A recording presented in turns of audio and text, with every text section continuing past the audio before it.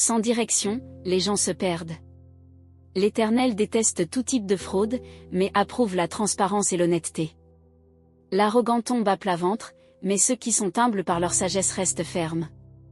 L'intégrité guide l'honnête vers le droit chemin, mais le mensonge conduit le malhonnête à la destruction. Les richesses ne servent à rien le jour du jugement, car seule la justice nous libère de la mort. L'intégrité ouvre la voie à une vie juste, mais les méchants sont détruits par leur propre méchanceté. L'honnêteté des justes est leur meilleure assurance, mais les malhonnêtes sont pris dans leur propre ambition. Quand le méchant meurt, tout prend fin, et tout espoir, placé dans la richesse, disparaît. Le juste est sauvé de toute affliction, et les méchants courent droit vers elle. La langue lâche des méchants sème la destruction, le bon sens des justes les préserve. Quand tout va bien pour les justes, toute la ville applaudit, quand tout va mal pour les méchants, la ville saute de joie.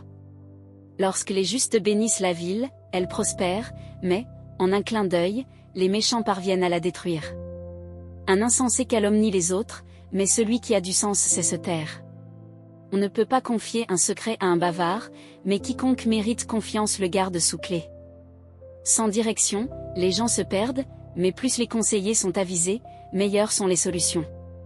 Servir de garant, c'est définitivement souffrir, refuser est intelligent et sûr. Une femme gentille mérite le respect, mais un homme violent ne s'approprie que les choses volées.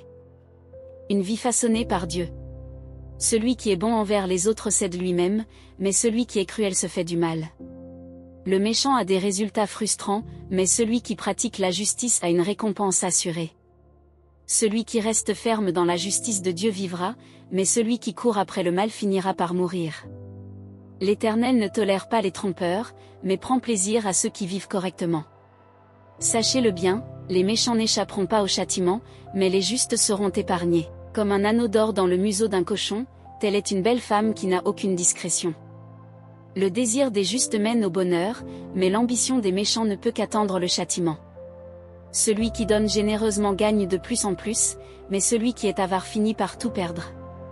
Celui qui bénit les autres est très béni, celui qui aide les autres reçoit aussi de l'aide. Que la malédiction s'abatte sur les spéculateurs. Heureux ceux qui agissent honnêtement. Celui qui cherche à faire le bien est respecté, mais celui qui cherche le mal le trouvera certainement. Celui qui fait confiance au bien matériel tombera de cheval, mais celui qui est façonné par Dieu s'épanouira et portera de bons fruits. Quiconque ne prend pas soin de sa famille se retrouvera les mains vides, les insensés seront esclaves des sages. La justice est comme un arbre qui donne la vie, et le sage séduit beaucoup de gens. Si les justes reçoivent ce qu'ils méritent sur terre, que dire des méchants et des méchants ?